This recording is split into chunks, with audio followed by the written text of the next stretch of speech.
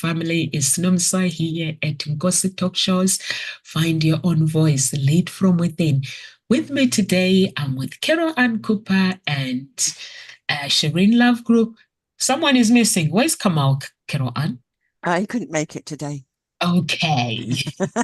Yeah, I know. How are you, ladies? Good, thank you. Yeah, I'm good, thanks. Awesome, awesome. And yourself? Yeah, I'm good, thank you. Full of energy since we've been having a hot discussion beforehand. Yeah. So the topic today is love without luggage, creating healthy baggage-free relationship.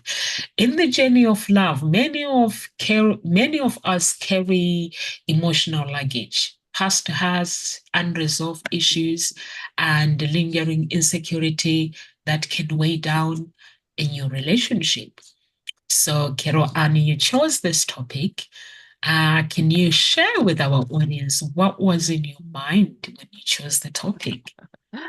Yes, it was from my experience the other weekend when I did my walk, and they they had an area where you could like a bag drop, but I just said, oh, I wanted to carry my little rucksack because I was used to walking with it, and I thought, no, I'm not, I don't want to hand that over, my bag over.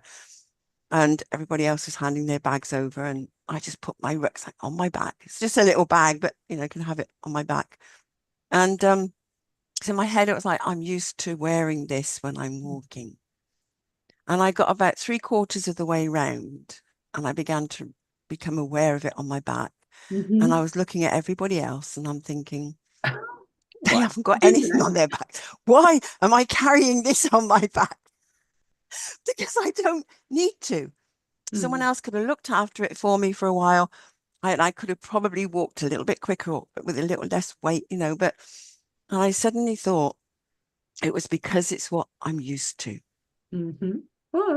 And I just thought, oh, so what weight and baggage am I used to carrying around that I really don't need to anymore? And so I thought it'd be a great topic for us to explore because, as you said, there's emotional baggage, there's past issues, there's all sorts of things that have gone on that we bring into relationships. So I thought, let's have a look at that in relation to relationships.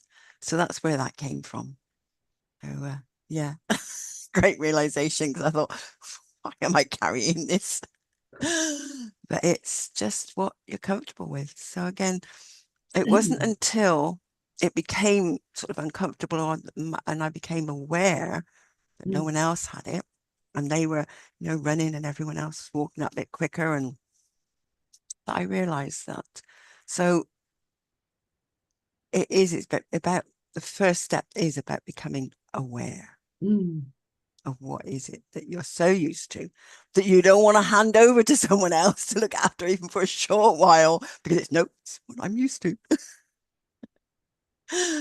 What did you think when you saw the title, Shireen? I looked at it and I didn't really think too much, but actually what you started talking about is that insight and that awareness was quite an interesting thing for me, particularly as I was then starting to think about and think, well, there was an awareness, there was a choice point, right? And I was thinking about that choice point more. Why, what was it? Was it really because we were just comfortable? Or was it, because you were quite conscious of it at that moment. So I was curious about what it was that then just jumped you into thinking, well, I'm going to, this is what I want to do and I don't want to do anything else. And what sort of fears that we're running that for some reason. Because we don't have a habit unless there's something that goes on, like I always walk with 2 liters of water when I go walking, and Andrew will walk with 1.5. I will finish my 2 liters, but I've ended up carrying 2 liters, and he's finished his and he's gone without water. So I've had to give him water. So for me, I always have that. So I'm curious about, okay, so would it be better for me to have a different choice? So that was something that kicked in for me at that moment. And yeah, that comfortableness of staying and choosing to stay in it, and then looking afterwards and seeing, is this, why did I do that? Why did I not just be carefree and let this go? So there's something about that future anticipation of what might be, and also the anticipation of what might not be as a result of not having the rucksack, right? So I'm curious about that. That's what really kicked up for me. And I think about that in relationships, how we live, how we don't change, and we get comfortable with just not getting up in the morning, or not going and meditating, or not having sex even. That could be, these could be comfortable things. It's just, and so in relationships, it's really about how do we move out of that comfort into this, not into the slight discomfort. And what do we need to do to look at that? That's what was running in my mind as you were talking 100 times a minute. No, so what's your thoughts there? Yeah, I agree with Carol Ann and you, Shireen, that we get so comfortable with things. And I think if we're familiar with something, we want to keep things that way. Anything that is not unfamiliar with us, we don't want to do it. So for me, I'm very, very lucky because our pastor, he has live videos like every week, like 3 or 4. He always remind us that you sleep 8 hours, and you'll be like, 8 hours? What are you doing for 8 hours sleeping? Cut down. you have to cut down your hours sleeping, like maybe 5 or 4 hours, and things like that, and relationship wise and business wise, everything. Even yesterday, Carol Ann, actually, I'm surprised he was talking about it, that get out of your comfort zone. Whatever you just need to do things. And he was like, sometimes he has like this pastor, sometimes he will have it because he's got churches around the world. So he says, if the church has 500 people, so he wants to move them, maybe take them to a church where there's 100 people. And then this person will be crying and saying, why would you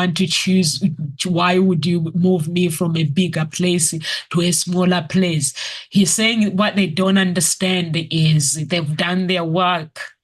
They've changed people's lives. So God wants them to go somewhere else to change people's lives again and lift people up. But because they don't know, they are comfortable. They make that place their place, and they start crying. And it's like, it says, I look at them, it's like, crying doesn't help. It's what you said you're going to do. You got to go and lift somebody up. And it says that when they go, they end up liking it. I think in relationship, we do that. We don't want to do things that are not like sex. We get comfortable. I'm married. I've got my husband. I don't need to do the work until the relationship gets shaken. And then that's when, because I've realized with my spouse, he freaked out when I started changing things around about my life. Freaked out completely. It was like, hang on a minute, I don't know this person. And I was like, I've never met you to get comfortable with me, with my personality, with the person that you found. That person is growing. So I don't know, over to you, Kira. Yeah. And I was saying about, moving into the unfamiliar. That's where we, hold on to where we are. And what you were saying, Shireen, it was a choice point. And I hadn't thought about that as well.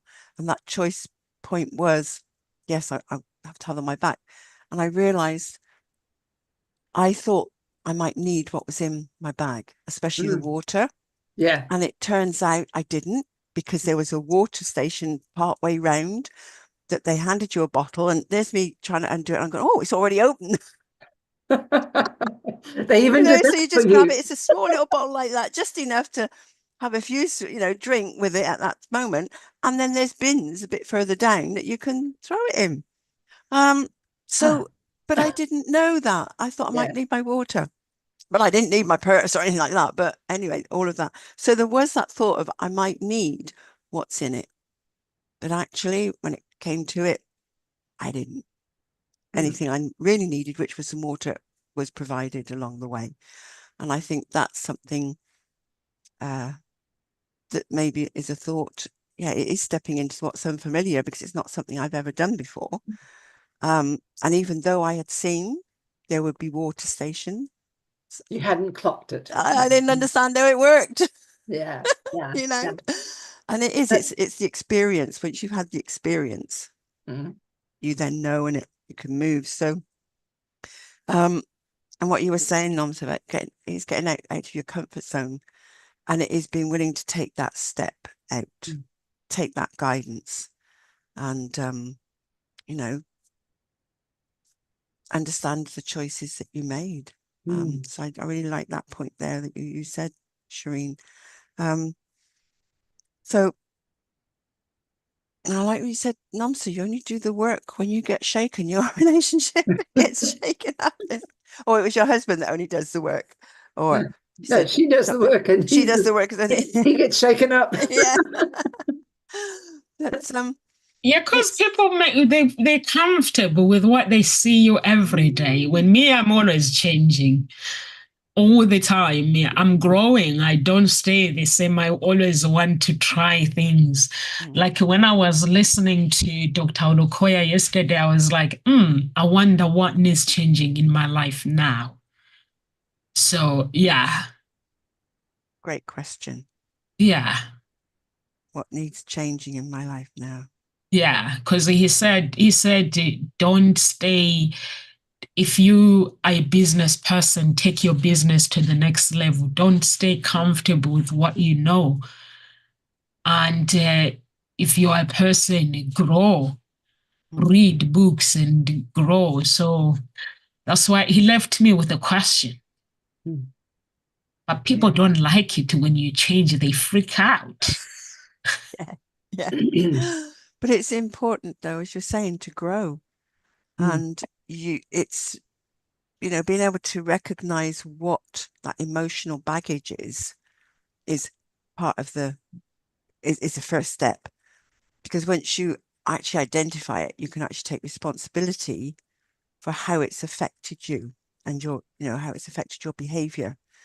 You're not taking responsibility for what happened, but you can take responsibility for how it affects your behavior and how you are with other people. And so you can't change what happened, but you can change your emotional, the emotional impact that it had on you and how you're behaving. So first of all, you need to recognize what it is that is actually what's there, and very often it's so well hidden that it gets triggered, and it's recognizing the trigger or what, when you start feeling uncomfortable or you're angry or something isn't working, that's the time to stop and go, what's actually happening here? What's really behind this? Because sometimes things are so well buried. Yeah. Have you experienced that, Shireen? You've found that with people? Oh yeah. Oh, definitely. Definitely. I think, certainly, I guess what's coming up for me right now is thinking about change, thinking about when we say, well, what is it that needs to change? What is it that needs to help me evolve? What is it that, where do I need to move into that discomfort? And I come into something which is the what for. Right? There's something about a what for that kicks in for me. So if it's just for the sake of changing, I'm not necessarily thinking that's useful. I think it's the what for is, okay, if I'm going to do this for a new business level, then what for? What's that going to give for me? I think if we're not working from a slight outcome model in some ways, the what for or the impetus to change doesn't happen. So I think there's something about that kicks in for me when I'm thinking about and just adding on to what you were exploring at that moment in time. And I think that while we're in the process of changing, I think there needs to be places of monitoring to some degree, that we can check. Are we on the right track? Is this really the right spot? Because I think a lot of us, when we decide to change, and I know that when a lot of my clients think about changing, they just think, well, change is better than nothing, right? Oh. But actually, change must be for something. It's not better than nothing unless you're happy to stay in the chaos, right? So for me, it's about really recognizing it for something. And, when I'm thinking about, the title, which is Love Without Luggage, creating healthy relationships, it is about, if this is going to help my relationship, then beware. How is it? What's the potential of it that it's going to help my relationship? So if it is about having more sex, well, then therefore, hey, okay, that might give us greater connection and intimacy and things like that. That may be important. But it may also be that one part of sex is actually very spiritual. So it can give you a deeply spiritual experience too. So it's about understanding that there are many layers that may come into that shift. But I think if you're clear and have more guidance into that, that would be helpful. And that means you probably would carry less baggage because you're freeing yourself of the things and you're looking in something that I said to someone today when I said, God is in the detail and so is the devil. But if you look with awe, you will find the God and the godliness. If you look with fear, you find the saboteur and the devil. So it's really helpful to kind of think about those two things. I don't know where that inspiration came from, but it did come. And it made me really excited when I was thinking, well, okay, if we're going to change, how awesome will this be? What is it going to do so that it's going to make my life even better? Yeah. So that really resonated for me. You're And muted, Nomsa. Nomsa. I agree with you, Shireen, that you need to just search through what you can do to make your life better. And this is what I do as well. When I see myself like I have to, when I'm communicating with someone, I have to check whether am I taking my baggage from my old relationship and bringing it to this relationship. So I have to double check and make sure that I don't bring my baggage. And also, I like Carol Ann when you say just recognize what it is that is making you feel the way you feel, or do the things that you do as well. I think is really, really important. I think people don't like change sometimes because I've seen it even with my children. When I say do this, they're like, okay, but these guys are used to it now. Nothing stays the same with me. I always try to make sure they're not doing the same thing, because when they do the same thing, they get comfortable. So in a relationship is like that. We have to make sure that we address whatever personal baggage that we do. And like sometimes it could be heartbreak, it could be trust issues, it could be like family dynamic, and like reflecting on patterns and stuff. So I think that is really, really important. And self-reflection as well. And the triggers, Carol Ann, you mentioned the triggers as well.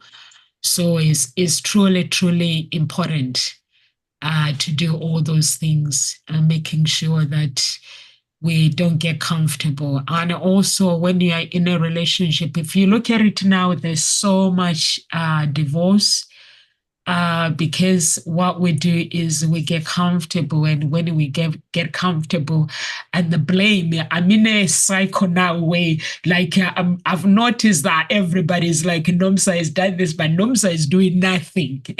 Honestly, Nomsa is doing nothing. I'm just like, I'm in a cycle where I see people that like they're just blaming me, and sometimes even in my relationship.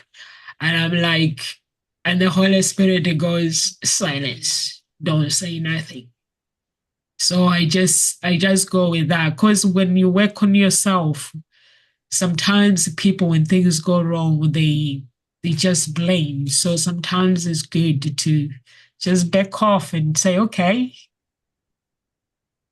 and just do what you think is right. And move how on. what's there right now? Because it's like there's a silence hanging as you say that, Mm. and it's like something is happening here for you, I know. and it's like okay, and so things do happen, and it's like it comes from all sides, and it's like, but I'm doing nothing. Mm. I think the key is to actually stop Yeah. and say, well, who is the common factor in this? Yeah. And go inward and ask, well, when have I blamed others for something they've not done or they feel they haven't done? Just have a look at that reflection. And sometimes we can find that in ourselves, because there's a message here that's coming. And so it's recognizing how it makes you feel, and what other times have you felt this? Because maybe this is a pattern of, well, I'm always being blamed. I'm always being blamed. When did that first happen? And is it a feeling, is it a situation that you find yourself in that, because sometimes we get into these situations or they come, and again, it's something we're used to because it happens, and it's happened before, but it's been quite, we haven't really noticed it as much as we notice it now. It's like it really hits you in the face. And when it's really hitting you in the face, it's here to be really looked at in another way. And just go, these people are showing up because I've asked them to show me something. And there's something about blame going on here. And how many times in a relationship are we blaming other people? Or we feel that we're being blamed for something, and it's like, well, what have I done? I don't understand. So just go in and look at what's there, because there is the potential for changing. And it's then going, well, who would I be without being blamed?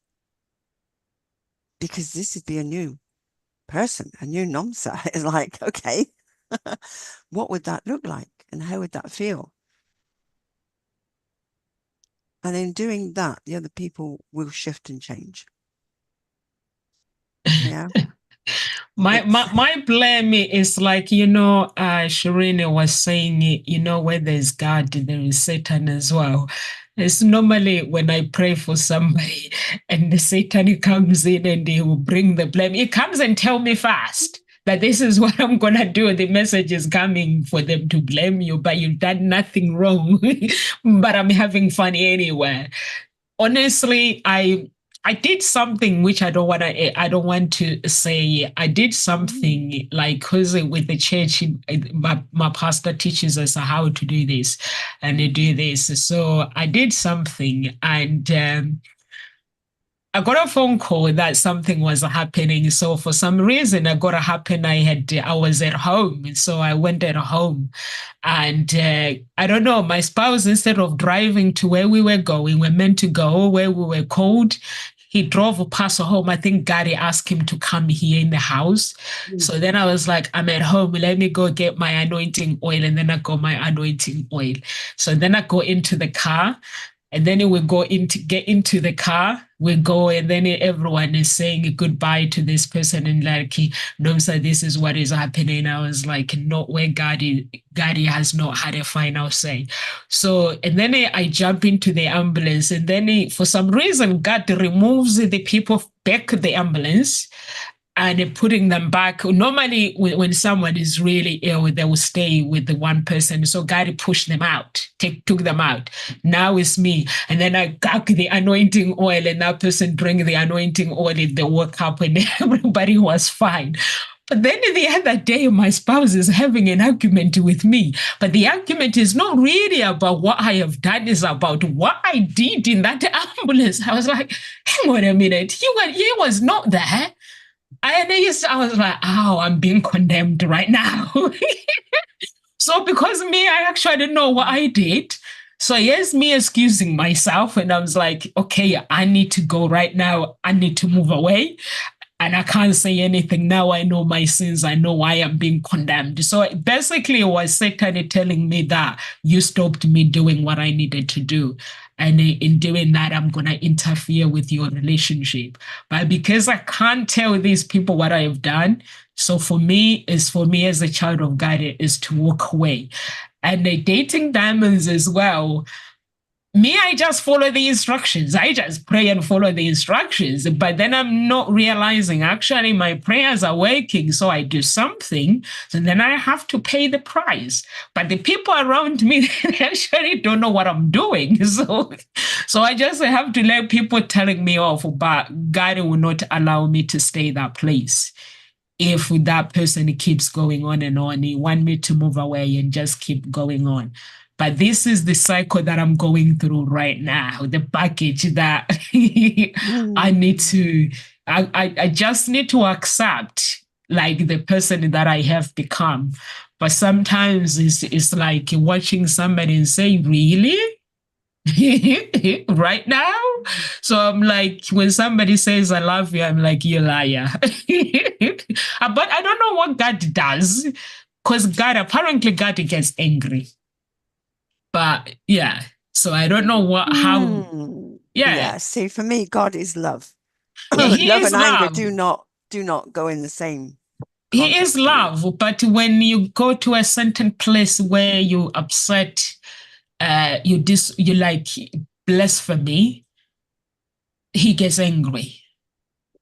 So there's times where I'm like, I don't know what I'm doing right now.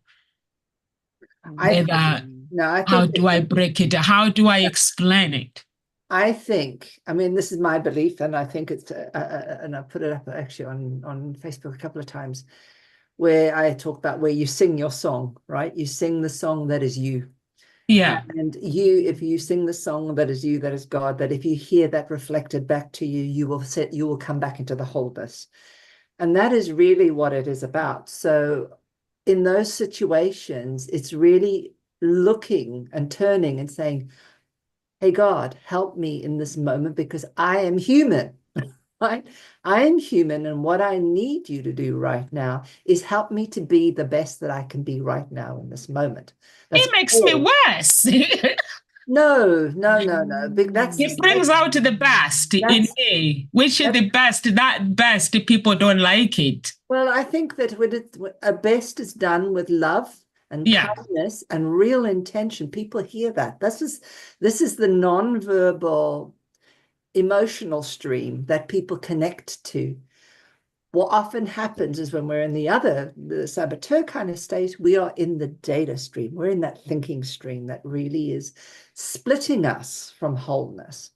So that's when people nitpick and they find fault and they say, well, I wasn't in the ambulance, but what you did was wrong, right? Because they're coming and they're nitpicking from their own. No, they don't know what I've done, but it was like, it was talking like this person who should have died that day. Why didn't they die? And I was like, I'm being crucified right now. Because God gives us so many chances. Yeah. So many chances so that we can find a way back. So while we are in this lifetime, certainly that we've got to work to find our way back constantly when we slip. So that's really all it is. So yes, there may be very evil people in the world, but we've got to keep thinking this is really, in a way, divine intervention to try and give them more chances to step up in the right way. If they don't, then they will die in the wrong way. But it's just really about having this opportunity. So I think when people are struggling or when we see people doing the things we really dislike, it's really about recognizing that it's not that they don't know God, it's just that they don't know how to find God, which is, they don't know how to go back and look inside and connect back to that truth. They can't hear their song. They can't hear the song that's always calling them to God. I love that. They don't know how to connect back to their truth and their song. Wow. And it is, yeah, I love it. It's about singing your song. What is your song? Everybody has their own song. Everyone has their own frequency, their own Yes. divine Yeah. frequency, which Yeah. is their song, right? Yeah. And I mean, the particular article that I wrote about is about an African tribe that actually the mother goes beforehand, and when she wants to get pregnant, she actually goes and asks for the song to come. Yes. And so then she teaches this to her partner, and they sing the song and they call the baby in. Yes. And then what happens is when the baby is born, in the interim period of being pregnant, she teaches the women that will be there present, and they help her and they sing that song while they call the baby in for the birth. Yeah. And then over time, when the child does incorrect things, they sing the song. So they're saying that absolutely, we sing with love. We sing because we know who you are, right? We know who you really are, not what you're being right now, but we know who you are. And so that, and they say that the song helps them the person self-correct. So there's no, and they don't have any punishment in their tribe. There's no exclusion, no punishment, no everything. They sing the song. Isn't that a beautiful way of thinking about it? Because it's not about correction and about correction through punishment. Yeah. It's about letting them come back on the path if they've strayed. And it's that song that calls them back. It's a loving guidance, isn't it? Yeah. So like a mother calling or a father calling. I'm calling you back. I'm calling you back. Yeah. Yeah. And it's when we're uncomfortable. And again, it's down to our perception of the incident. And as you say, I love what you were saying about how you look at something is important. Are you looking at it with love or with fear? Because either way, you'll either see God or you'll see the devil, you know? Yeah. So again, it's going in and saying, well, what actually underneath, what is the emotion here that's driving me in this situation? Is there fear? Is there anxiety? Is there resentment? Is there something that lower frequency that would actually have you see the devil in everything, the bad in it, and feel really uncomfortable? Or are you coming from love, where you've got, or there's like hope, there's optimism, there's a different, there's curiosity, even playfulness. That I had a conversation last week about playfulness. Where are you not bringing play into what you're doing? It's sort of recognizing who you're being when you're playing, and where are you not being that in other situations? What other areas in your life? And it was like, oh, that's interesting, because something's got really hard and difficult and painful. Well, what quality of play could you bring into it? So, being joyful, being curious, and just being playful. So how could we bring playfulness into this situation? So Namsa, there's a great question there. What what qualities of play when you're playing do you have? Who are you being? And can you bring that to this situation and then see what shifts and changes? So that's I think a great shift, because it is about shifting your perception on it and looking at it from a different angle, looking at it from a different way of being and how you're feeling in that moment. So, and something else that came out and we always say it, isn't it? Communication is key. It's being able to have the conversation that actually moves everything forward rather than holds it in this tension and argument. And so it is about doing that inner work first before very often replying, because sometimes a reply, if it comes from a reaction, isn't going to be a dance. So sometimes it's better just to zip for a minute, sit, do some inner work, and then come back with another way of being towards it. And I love what you were saying about these questions. Things need to change, and what needs to help me evolve. But it's like, what is it for? And what's it going to give me? So it's like, yeah, changing the response, changing how I'm being in this moment, because it's like I'm reacting. I've been triggered. How am I being in this moment? Stop. I need to change that. Well, what for? What outcome do I want? What's the potential of me changing?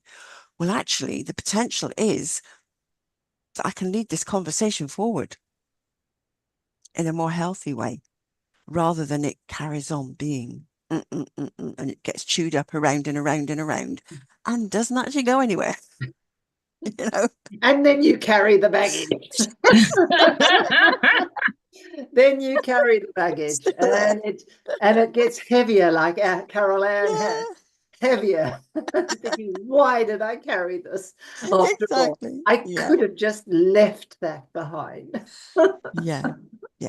I got to change something, let go. And there's a quote here I've got: emotional baggage is something we all carry, but what matters is how we choose to unpack it. So we can unpack it, Oh, yeah. And there are lots of ways you can unpack it. There's lots of ways. Things like journaling, things like therapy, reaching out. We can help, in many ways. Have you got some other ways they could? Yeah, I mean, I've help often found unpack. with a lot of my clients with journaling, Carol Ann, as I think often people just journal and they're just writing down. I think you've got to journal with a structure. I think it's really important. There's clearing your thoughts. Yeah, that's fine. If you're angry, or just write down and just scribble and then throw that away. Don't even look at that. But then you want to come back and journal about what happened, right? You need to go with all the what, how, where, when, why, all of those kinds of things, so that you can get more, you can explore more into that. You need to get, okay, I really reacted. Where did that come from? Yeah. What happened? I mean, what was the specific moment? What did it make me feel? When we start to understand all of those things, what happens is we're going, from a neurological point of view, we're going deeper into the brain. We're actually going into a process where we're getting more connections. And that actually encourages more neurological activity. So then our brain is like firing away and saying, hey, this is it, this is it. And that's where it becomes truly awesome. That's where we start to get the real gifts start happening, because all these other thoughts start clicking in and coming in. So I think it's really important to understand what the kind of journaling, because a lot of what often happens with people that are really traumatized and really, still caught in their pattern, is they keep writing the story, and they keep writing, and they're almost overwriting the story, and that they're not getting the exit that they need to get. Yeah. So in order to exit, we need to have deeper clarity that we're coming from that point of just being curious and open and wanting to. So get rid of the feeling first, deal with the feeling, scribble, go and bang, go and hit your pillow, do whatever you want to do, and then come back when you're a little calmer. That's when you journal. That's when you do proper journaling. So yeah, the first one might be letting off steam, the second one, journaling, and always have a set of questions that you follow.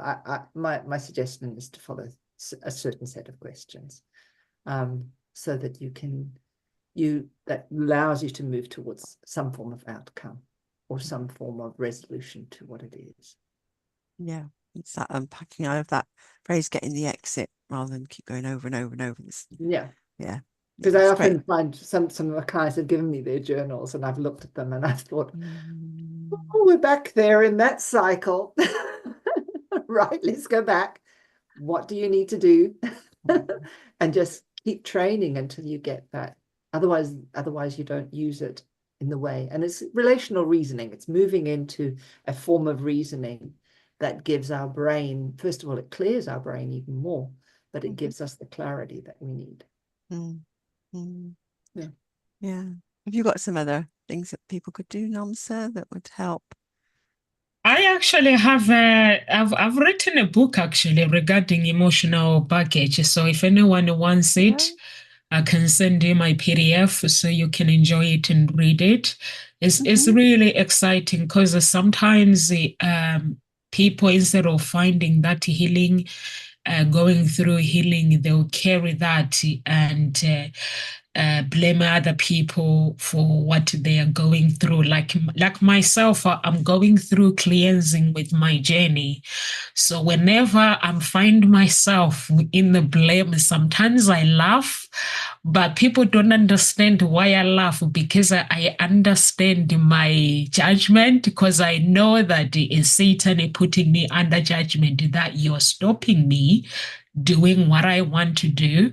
So I'm going to get in your way. So what is looking for with me is anger, because the anger, it gives him the door to enter and interfere with my prayers or interfere with whoever I'm trying to help. So I don't do that. I am aware of it as a person. I'm aware, like the judgment that I'm going through and the decision that I have decided. But some people, they don't. They blame other people, like to say, oh, this person is this person is doing this.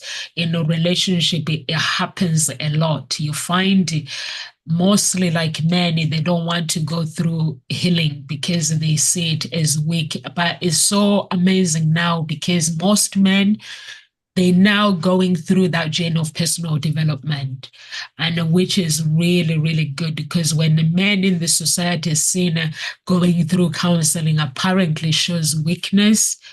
But I have not come across it in the Bible where it says when a man seeks help, it's weakness. It says all of us, we have to uh, submit to one another, and whenever things don't go right, we have to find somebody leader to talk to whenever our problems. It doesn't say women only, you got to seek help. So if anyone is watching, I would suggest that like journaling, and just find your way back, connect with God or connect with whoever you believe, you with your inner being, and mostly it's your identity. When we walk through this path of life, people will try to change who we are. But make sure that you don't change your identity because trying to please somebody.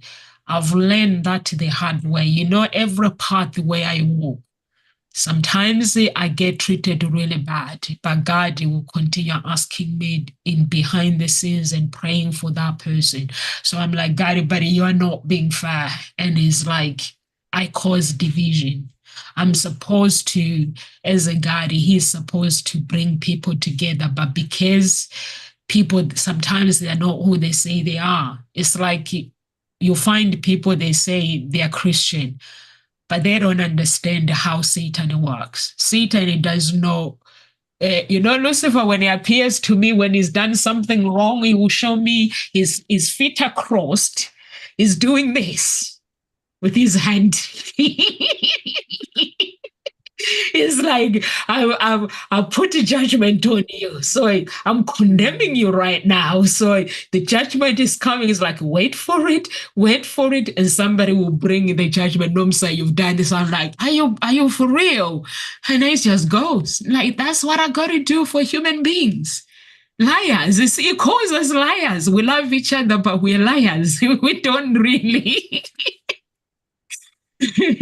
So I just laugh sometimes, because it's like when you enter a relationship, relationship requires constantly work. Like, I like your topic, Carol Ann, and if you have any luggage, like baggages from previous relationship, that's where we have friends. Talk to your friends, and it has to be right friends that actually give you. I've learned that from Daz. He said he used to have friends, like when he messed up in a relationship, he go and confide in them, And instead of them giving him the right advice, they'll make things worse and say, you are right, she shouldn't treat you like that. And they say, I'll end up going back to my spouse and messing things up more. So now he realized that he had to find good friends. When he screwed up, when they tell him that he screwed up, he knows he screwed up. He has to put things right. So all those things, they are truly, truly important for us, our foundation, whatever we do in life. Yeah. I like what you just said there. It's about having people that will help you face it. Yeah. Rather than hold you in it and make it even more. Make it worse, so yeah. Make it worse, exactly. Well, I don't like, I don't use words worse or better, because to me, there is no worse or better. It is either more of it or less of it. It's that it's sort a judgment. The energy. moment you say worse or better, Yes. you're creating a judgment. Yeah. So you're creating separation, right? Yeah. And really, wholeness is really what we're always striving for. So for me, that's what judgment means: separation from whatever, from that wholeness, that disconnect that comes with it. So I think that, you know, like, I know that we're getting into time, but really, you know, I think for people that I would want to suggest as a takeaway is, and I'm just going there, is that you've got to walk like God. You don't have to be God's children. You've got to walk like God. You've got to talk like God. You've got to be like God in order to create the life that you want, that's going to give you that happiness. So what would it be like to walk like that? What sort of beliefs would we need to carry to be like God? We would have to carry the belief that everybody is me and I am them. And what I do to them, I do to me. Then we're walking like God. So that we would walk in that sense, and we would see that everybody that comes to us is just merely a shadow over what's inside. And I think that's the bit. And so it's how do we work with that facade or whatever's there, so that we can bring their God, or the God that I know is me, forward. And that is really what I leave the message, because I believe that's what true Christianity is. Nice. Yeah. And actually, when you've well, just something that you say, Noms, about people try and change who you are because you're changing, they want to pull you back, and it is being able to stand up and say, no, this is who I'm now, and have that expectation that they will come with you or just drift away. But it is holding true to yourself. And if you can both shift and clear the baggage, because it's not about just one person doing the baggage or clearing it, because, you know, if both of you have got baggage, then it's up to both of you need to clear it. Well, but once you started clearing, you can then start planning a future rooted in the present. Yeah. Because there isn't that pull back to the past, or you're not pushing fear into the future. You're here in the present, and you can then actually create something together, which also includes, you know, there'll still be more baggage that comes up even deeper, but it's being able to baggage you want. Yeah. But you'll be healthier and ways of dealing with it. That's the thing. The more you deal with it, the easier it gets and the quicker it is to shift. And there was something I read, there's a quote here. It says, sometimes the hardest part isn't letting go, but rather learning to start over without the weight of your past. And I just suddenly thought, oh my goodness, because we're selling our parents' house, and I've done a lot of clearing about letting that go, or it letting me go. And I just suddenly thought, who am I going to be without that house in my life? And all of a sudden there's something else that's probably potentially stopping it from being sold, you know? Yeah. And that could be the give same. the house permission to be sold. That's right. But it's also learning for me to live without it in my life. Yeah. So get out of your comfort zone, Carol. Exactly. So, you know, it's people, it's a couple learning together how to live together without their baggage. That's another way of looking at it, and another concept as well. And I just went, oh, Great way to look at it. So that's what I'd like to leave you with. Leave. You know, learning to start over without the weight of your past. Mm. And Namsa, what would you like to leave our listeners with? I've learned this. I was watching one of the journalists when she lost everything. She got fired and she went through a divorce, and she created her brand and got married. And the question when she lost everything, the question that came to her, it was something similar to what you just said, Carol Ann. And she was like, okay, I've lost my job as a journalist, and I've lost my husband, but I still got my name. So without all this, who will I be? And she said that's when she found her goals, her dreams, to create her new dreams. And that's when she created her dreams. And she said in that process, because she didn't choose to stay in a place of feeling sorry for herself, there was another journalist guy that she kept bumping into, and she found true love and got married and built her empire as well at the same time. So I leave you with these guys. Imagine when this woman did. Like if you were to take Nomsa away, Hope Springs, gossip talk shows, and then I'm left with Nomsa Clara. What will I do? What will you be? Would you blame people, or would you create, like, because I already have the knowledge. So that means I will just go on and go and create my life. So whatever you've been through, guys, it means use that story to rewrite your story, find your dreams, and teach others how you came out of that story. And don't try for people to like you. That ain't gonna happen. Not everybody is gonna agree with you or is gonna like you, but there's one man that will always, whenever I'm down, whenever people are pulling me down, is always God showing me, giving me strength to go on. So that's what I leave you with, guys. Shireen, have you done your words of encouragements? Ah, I did. Yeah, I did. yeah. You walk like God. You got to be like God. And yeah. Anything else? And guys, yeah, if you're watching us on YouTube, please subscribe to our channel, Gossip Talk Shows and Unique Billionaire Mindset. There are 2 groups on Facebook, and you're watching on Twitter, please do share. On LinkedIn, please do share as well, and try to follow us on our other platform as well. Be part of the family, and live with grace, everyone. And go to the website as well, www.hseia.coach. If you're looking for love, please do sign up for where it says apply. That's where the love is. And then if you're looking to find your own voice, go to Let's Talk.